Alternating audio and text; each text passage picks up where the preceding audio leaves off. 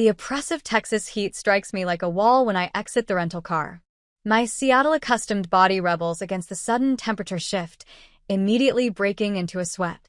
11 grueling hours of travel, 4 airborne, 7 on monotonous highways, have left me drained, though not as drained as I'll feel after confronting what awaits inside that recognizable 2-story brick house, with its manicured gardens and pristine flag drooping motionless in the suffocating air. Scrub harder, you worthless child. Those stains won't disappear by magic. My mother's harsh voice pierces through the front door before my hand even touches the handle. The words freeze me in place, my fingers suspended mid-reach. A cold shiver runs down my spine despite the blazing Texas sun on my back. I push the door open carefully, moving with the practiced stealth I learned growing up in this house. Animated music blares from the television in the living room, mixed with delighted squeals. The sounds draw my attention to where my sister's twin daughters, Madeline and Olivia, lounge carelessly on our family's expensive sectional, surrounded by chip crumbs and half-finished juice boxes. I said use the scrubber, not your fingertips. Honestly, must I repeat everything? My eyes dart toward the kitchen. There I see my daughter, Ivy, her tiny frame tense with concentration, balanced on a wooden step stool at the sink. The oppressive Texas heat strikes me like a wall when I exit the rental car. My Seattle-accustomed body rebels against the sudden temperature shift, immediately breaking into a sweat. 11 grueling hours of travel, 4 airborne, 7 on monotonous highways, have left me drained, though not as drained as I'll feel after confronting what awaits inside that recognizable 2-story brick house, with its manicured gardens and pristine flag drooping motionless in the suffocating air. Scrub harder, you worthless child. Those stains won't disappear by magic.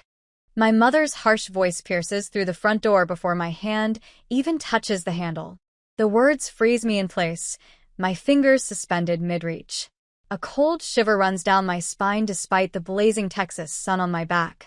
I push the door open carefully, moving with the practiced stealth I learned growing up in this house. Animated music blares from the television in the living room, mixed with delighted squeals.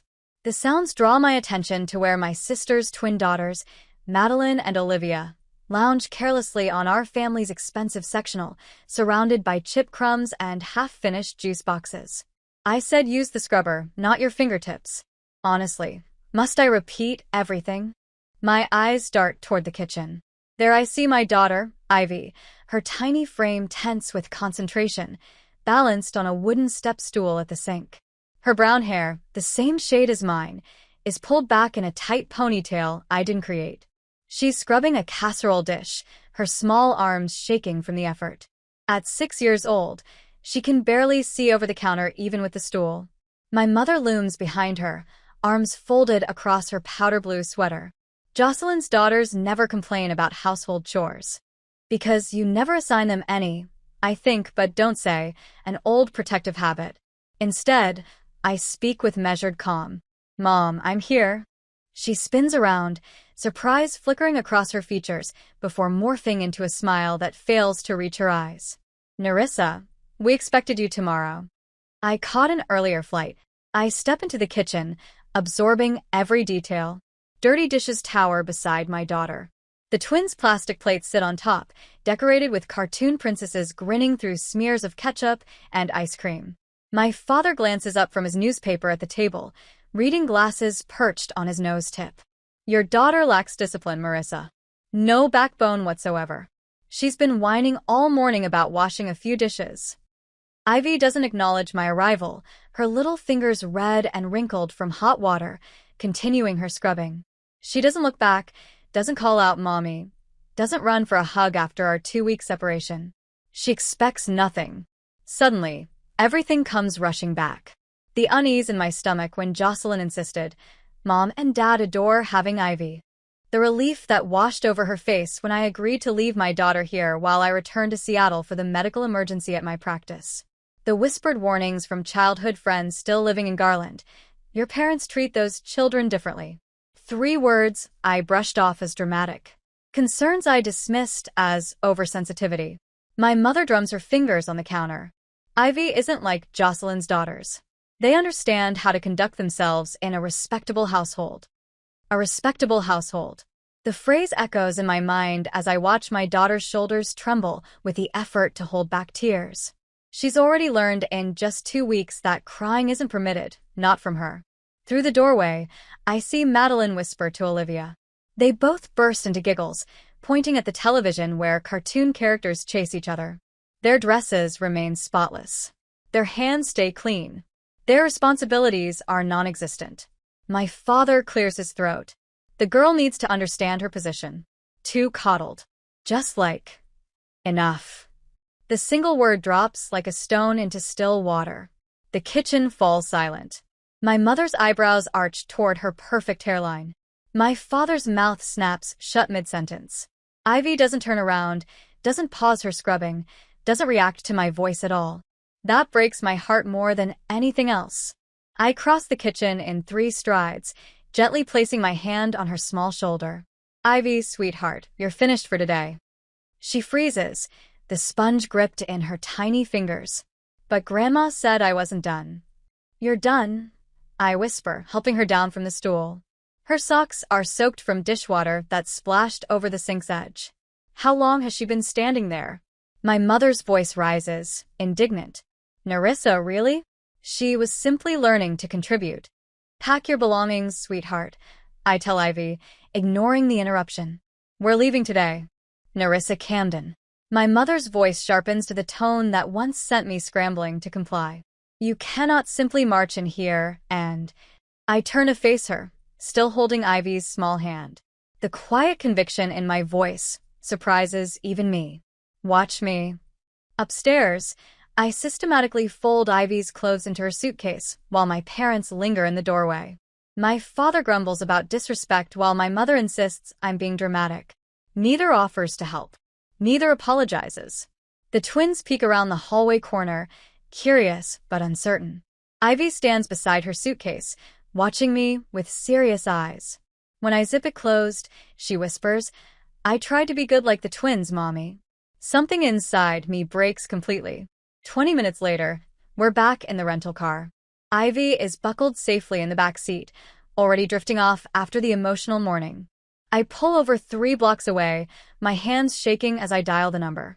Garland Central Mortgage. A crisp voice answers. How may I assist you? I watch my daughter's reflection in the rearview mirror, her face peaceful for the first time since I arrived.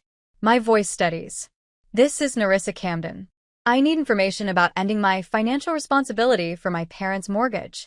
Now, the Seattle rain drums against my apartment windows, a gentle rhythm so different from the brutal Texas heat I left behind 3 days ago. Ivy sleeps soundly in her bedroom down the hall, her nightmares noticeably less frequent since our hasty departure. I spread the bank statements across my kitchen table, the paper evidence of my family's exploitation. February 2020. The first mortgage payment, $1.90 automatically withdrawn from my account. The same day Dad had his minor stroke. The same month Jocelyn finalized her divorce, sobbing about how she couldn't possibly contribute to family expenses while rebuilding her life. I trace my finger over the endless, identical transactions. 52 months. Over $61,000. My name on the refinancing documents as co-signer when my parents couldn't qualify for the loan alone. My phone buzzes with a text from Mom. Thank goodness we've always managed perfectly well on our own. The laugh that escapes me sounds foreign, sharp-edged, and dangerous. Outside my window, Seattle continues its everyday rhythm while inside my chest, something fundamental shifts. I open my banking app and cancel the automatic payment scheduled for tomorrow. My finger hovers over the confirmation button. 5 years of dutiful payments while they treated my daughter like hired help. I press confirm. The tension in my shoulders releases immediately, like setting down a weight I'd carried so long I'd forgotten it wasn't part of me. My laptop screen glows as I draft the formal letter to the mortgage company and my parents. Clear, concise, final. No emotional language, just facts. The printer hums to life, producing 3 copies. 1 for the bank, 1 for my records, 1 for my parents. Mommy. I turn to find Ivy in the doorway, clutching her stuffed rabbit. Her eyes are brighter now, less haunted than they were in Texas. What are you doing? She asks, padding across the kitchen in her mismatched pajamas. Fixing something that's been broken for a long time, sweet pea. I fold the letters into envelopes. Want some hot chocolate? She nods, climbing onto a chair while I heat milk on the stove. Not instant powder, real chocolate, melted slowly. We have time. We deserve to take our time. Are Grandma and Grandpa still angry? Her small voice barely rises above the sound of the spoon against the pan. I choose my words carefully. They're confused about some things, about what family means. Like how the twins don't have to help? The chocolate seizes slightly as I stir too aggressively. Yes, exactly like that. My phone rings 15 days later. The mortgage company has recorded the missed payment. Mom's name flashes on the screen. Right on schedule. There must be some error with the mortgage, she says instead of hello. Her voice carries that familiar note of certainty that has intimidated me for decades. The bank says the payment is overdue. No error. My voice remains steady, professional, the same tone I use with difficult patients. I stopped paying. The silence stretches between Texas and Washington like a physical thing. But we assumed you were helping us out of love. Love doesn't involve screaming at a 6-year-old who just wants to belong. Another silence. I can practically hear her mental calculations, the shift from indignation to manipulation. We can discuss Ivy later. Right now, we need to address the money. There it is. The mask slips. Priorities revealed. The money is gone. I say simply. So is my obligation to fund the hierarchy. The call from Jocelyn comes 6 hours later, her voice sharp with fury. You're punishing all of us. My daughters love that house. Your daughters play. Mine was forced to work. I fold laundry as we talk, Ivy's small t-shirts smelling of fabric softener rather than dish soap. That's not love. That's a hierarchy. I'll make sure everyone knows what you've done, she threatens. The whole family will turn against you. The realization settles over me with strange comfort. Jocelyn, they were never on my side to begin with. I end the call and check the calendar, where I've marked each day since stopping payment. Day 15. The bank will send a formal notice of default at day 45. Foreclosure proceedings begin by day 75. In my bedroom, I open the spreadsheet my colleague Amanda helped create, a legal timeline charting our freedom. My neighbor Barbara waves from her porch as Ivy heads to her house for after-school cookies. For the first time in years, I feel the weight of family obligations falling away, replaced by something unfamiliar but welcome, possibility. 30 days later, the certified letter from Garland Central Mortgage sits unopened on my kitchen counter for 3 hours before I find the courage to break the seal. Inside, stark black letters announce notice of default across the page. The formal language feels impersonal, yet I know exactly how my father's face will contort when he reads identical words delivered to the brick house I once called home. 45 days, I whisper to the empty kitchen. Seattle rain taps against the window in steady rhythm. In Texas, I imagine dust swirling across my mother's immaculate garden beds. The foreclosure clock has officially begun ticking. My phone buzzes with a voicemail notification. Father. I press play and set it on speaker, bracing myself. You ungrateful, selfish. His voice trembles with rage. You're destroying this family. Your mother hasn't stopped crying. Is this what you wanted? To punish us all because you can't handle a little criticism? Call me back immediately. We raised you better than this. I delete the message without replying, then block his number. The action takes 3 seconds, but lifts a weight I've carried for 32 years. Mommy. Ivy appears in the doorway, clutching her stuffed elephant. I had the bad dream again. Come here, sweetie. I open my arms and she rushes into them, her small body no longer rigid with tension. 3 weeks since leaving Texas, and the nightmares have already decreased from nightly to once weekly. Her therapist calls this progress. Was I back at Grandma's house? She asks, her voice muffled against my shoulder. Just a dream, I assure her, stroking her hair. You're safe here. She pulls back, studying my face with eyes too wise for 6. Are they still mad at us? The question cuts through me. They're upset about adult things that have nothing to do with you. I touch her nose gently. Remember what Dr. Lin said. Their feelings are not your responsibility. She nods solemnly. But why does Aunt Jocelyn tell people you're crazy? My throat tightens. Of course Jocelyn would spin this narrative. Some people find it easier to blame others than examine themselves. My phone lights up with another call. Jocelyn blocked.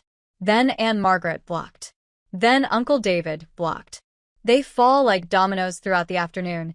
Family members who never called when I needed them suddenly desperate to talk sense into me. My finger hovers over the block button when Aunt Patricia's name appears. Walter's sister. I hesitate, then answer. Nerissa. Patricia's voice sounds different from the others, tentative rather than demanding. Hello, Aunt Patricia.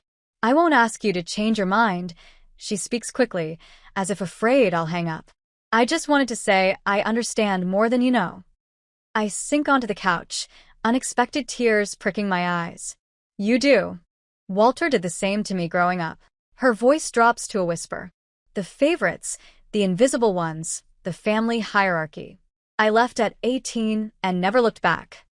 Understanding washes over me. Patricia, the aunt who sends birthday cards but never visits, the one my father dismisses as unstable despite her successful accounting career in Phoenix. How did you do it? I ask. Walk away completely? One day at a time, she pauses.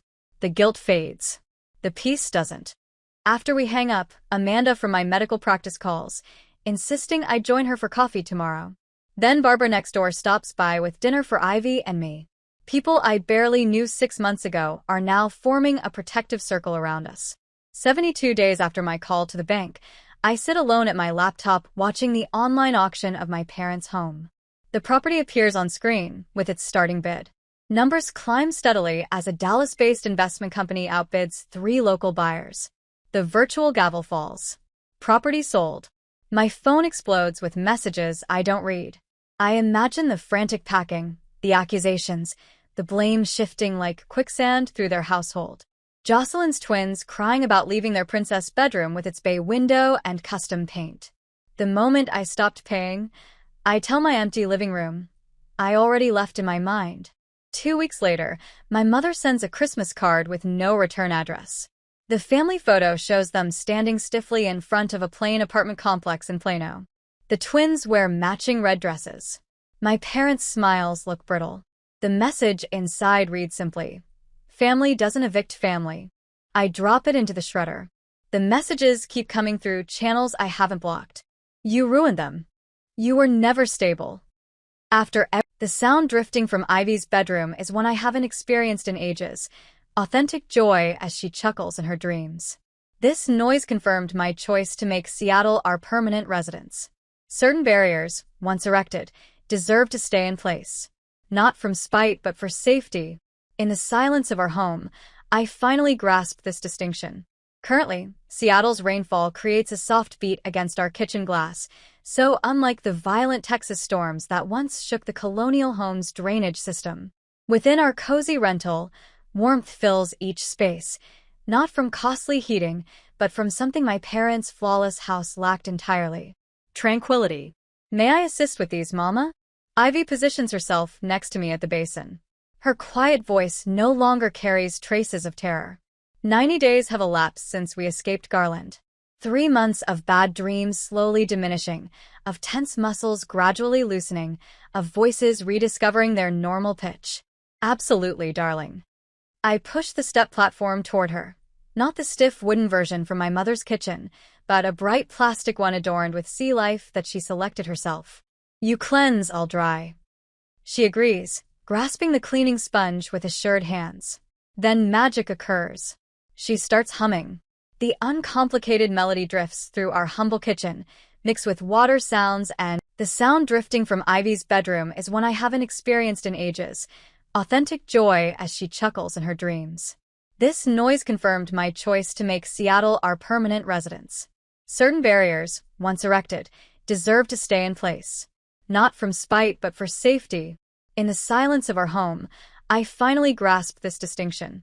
Currently, Seattle's rainfall creates a soft beat against our kitchen glass, so unlike the violent Texas storms that once shook the colonial home's drainage system. Within our cozy rental, warmth fills each space, not from costly heating, but from something my parents' flawless house lacked entirely: tranquility. May I assist with these, Mama? Ivy positions herself next to me at the basin. Her quiet voice no longer carries traces of terror. 90 days have elapsed since we escaped Garland. 3 months of bad dreams slowly diminishing, of tense muscles gradually loosening, of voices rediscovering their normal pitch. Absolutely, darling. I push the step platform toward her. Not the stiff wooden version from my mother's kitchen, but a bright plastic one adorned with sea life that she selected herself. You cleanse, I'll dry. She agrees, grasping the cleaning sponge with assured hands. Then magic occurs. She starts humming. The uncomplicated melody drifts through our humble kitchen, mixed with water sounds and dish clinking. My throat constricts. In my parents' residence, youngsters remained quiet during tasks. Sound meant sloppiness. Our rental occupies a tree-filled avenue in Ravenna, nothing resembling the vast colonial we abandoned. 1,000 square feet rather than 3,000, a tiny garden plot instead of perfectly maintained flower beds. Yet within these walls, Ivy flourishes. I flourish. Miss Barbara mentioned I could invite a companion home tomorrow. Ivy cleans a dish with special care, her tongue appearing between her teeth in focus. Is that acceptable? Miss Barbara, our retired educator neighbor who supervises Ivy after classes, has joined our small trusted group. The lady who placed a woven basket at our entrance during week 1, homemade bread, regional honey, and a hand-sketched guide to the area's finest playgrounds. Certainly, it's acceptable. I place a kitchen cloth on the holder, recalling my mother's words. Respectable houses don't exhibit kitchen fabrics, Narissa. Which companion? Zoe. She creates horse drawings. Ivy hands me the clean dish, droplets falling from her fingertips.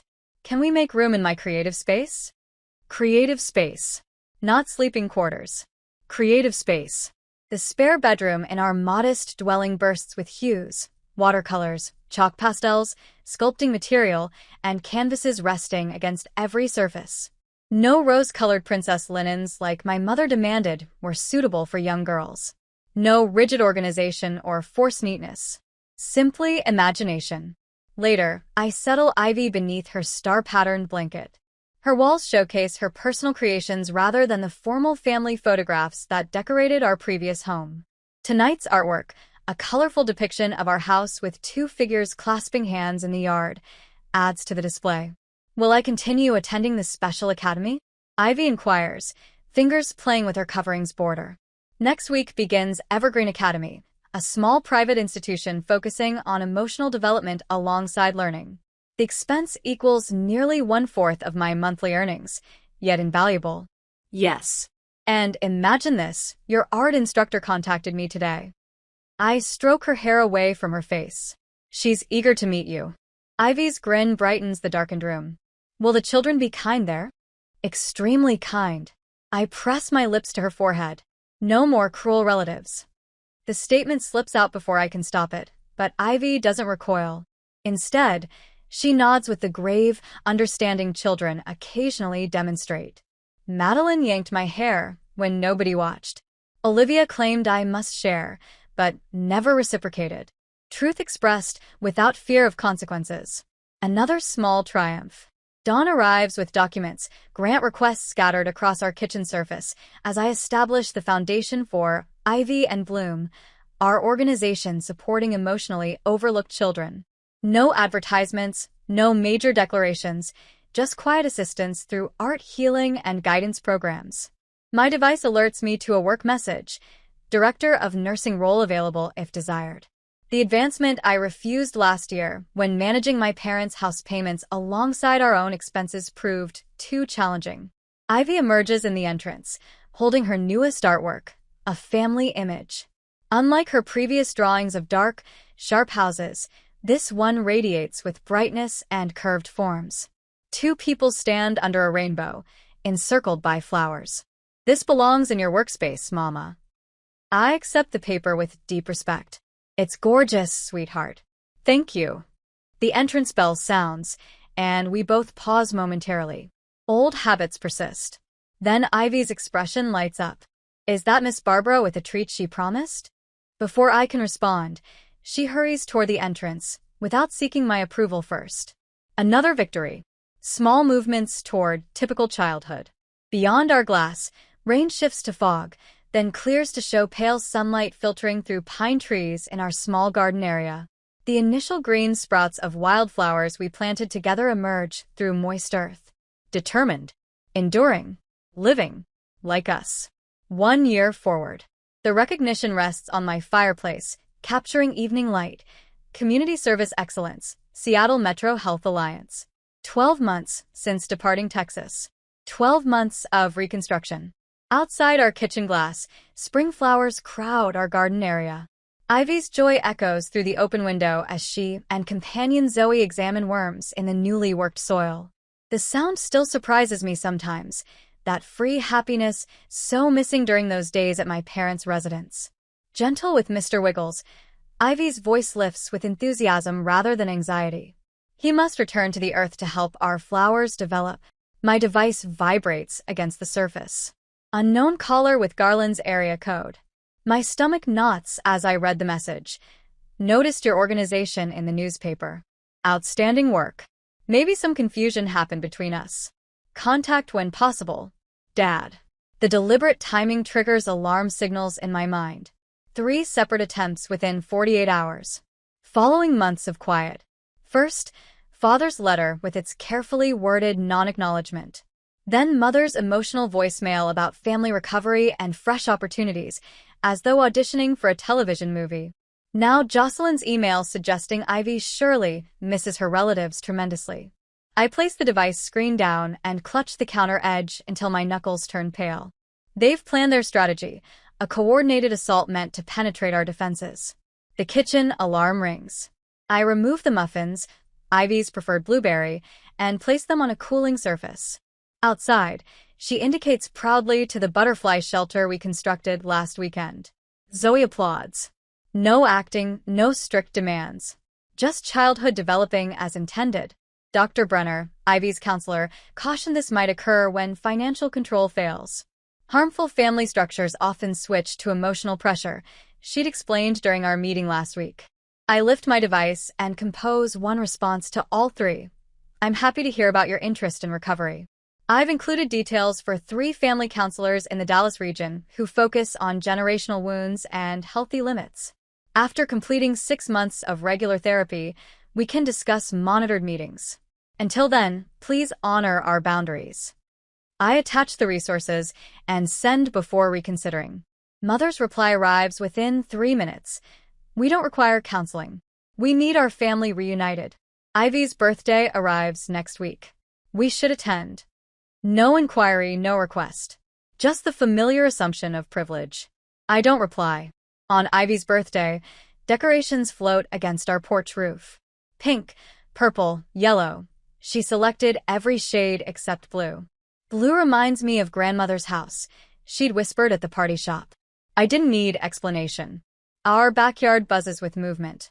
7 children run between lawn activities while adults converse over beverages and food. Barbara from nearby brought her renowned strawberry dessert. My coworker Amanda helps Ivy organize her craft station for the Friendship Jewelry area. The entrance bell sounds. Through the window I spot them. Mother in her light blue sweater, pearl accessories catching light. Father stands stiffly, shoulders set like preparing for conflict. Jocelyn remains behind with Madeline and Olivia, their identical outfits spotless. My chest tightens. I consider ignoring them, but several neighbors have already observed them on our steps. I open the entrance as Mother raises her hand to ring again. Surprise, she declares with artificial cheerfulness, pushing a large gift container forward. We couldn't miss our granddaughter's important day. Don't create drama in front of everyone, she whispers through her fixed smile, glancing toward the gathering in our backyard. I breathe slowly and deeply. You're welcome to participate if you honor our limits, I state, voice calm.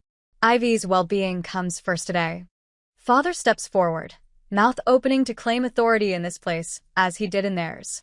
But before speaking, Ivy appears beside me. Hello, Grandma, she says, her voice quiet but distinct. She looks up at Mother with steady gaze. I don't feel secure when you shout. Mother's face reddens. I never shouted. You're creating stories. Barbara pauses at the gate, dessert tray in hand. Amanda stops speaking mid-sentence. 3 other adults turn toward us, observers to Mother's defensive explosion. Why does Ivy possess so many playthings? Olivia asks, looking around my legs into the house where gift containers cluster on the furniture. The innocent question lingers, revealing everything. Mother's voice escalates. This is absurd. We traveled 7 hours to be present. After all we've provided for you, Nerissa. I believe it's better if you depart, I say, my professional composure contrasting her rising emotion. Neighbors observe openly now as Father takes Mother's arm. Jocelyn guides the twins back toward their rental vehicle. I'm a medical professional, I tell Mother quietly as she turns away. I restore people's health, but some connections can't be rescued. Ivy slips her small hand into mine as we watch them leave. Her fingers are sweet with dessert frosting, her hold strong and sure. 2 years later, morning brightness spreads across our kitchen surface as Ivy measures flour with surgical precision. Her tongue emerges from her mouth's corner, a pattern appearing whenever she concentrates deeply. At 9, her hands move with assurance that makes my heart expand. Is this sufficient? She displays the measuring container for examination. Perfect. I brush flour streaks from her face. You're developing into quite the cook. 2 years have changed her completely. The shaking child at my parents' sink has grown into a girl who laughs, without checking behind her first. Her brown hair flows in natural curves instead of that harsh style my mother required. Today we're creating banana bread together. Not as obligation, but as our Saturday morning tradition. Can Madison visit after soccer training? Ivy asks, breaking an egg with skilled ease. Not one fragment enters the mixture. Of course. I observe her hands, steady and confident. Her mother contacted me yesterday to coordinate. Our garden flourishes outside the kitchen glass, abundance of cosmos and zinnias surrounding the stone walkway we created together last summer. From a tiny rental with a stamp-sized yard, we've relocated to a reasonable craftsman home with adequate space for Ivy and Bloom to conduct weekend art sessions for children learning to trust again. The telephone rings, but neither of us startles anymore. Should I answer? Ivy offers, cleaning her hands on her apron decorated with fabric, paint spelling, Chef Ivy, in unsteady letters. I'll handle it. I check the caller identification first, a practice I no longer apologize for. It's Amanda from work confirming the mentorship program launching next month. 5 additional nurses trained to identify the quiet indicators of childhood emotional neglect. The program, beginning with just Ivy and me, now assists 27 families throughout Seattle. After the conversation, I return to discover Ivy pouring chocolate pieces into the mixture with abandon. That appears like more than the recipe requires, I observe, suppressing a smile. She grins, unashamed. Grandma Hattie's letter said chocolate improves everything. The mention of my grandmother comes without the shadow once accompanying any family reference. Her letter arrived last month, the only relative who eventually comprehended. Too late to alter what occurred, but not too late to say, I recognize you now. We mailed holiday cards to everyone again this year. None returned unopened this time, though only Grandma Hattie responded. Progress arrives in whispers, not announcements. From neighborhood conversations, I know my parents still struggle. The modest Plano rental, Walter's second medical episode, Jocelyn's twins now receiving counseling for school behavioral problems. But distance provides clarity. Those aren't my responsibilities to bear anymore. Later that evening, our backyard fills with joy. Ivy's birthday celebration overflows with authentic connections, children from her art healing groups, neighbors who've become like family, colleagues who supported me when Jocelyn caused disruptions at the medical center. No uncomfortable silences, no acted affection, just honest happiness reflected in Ivy's broad smile. After everyone departs and sky darkens to deep blue, I settle Ivy into bed. Her room glows with tiny lights and art projects, a space entirely hers. This was the greatest birthday ever, she murmurs, fighting sleep. Better than the pony rides last year.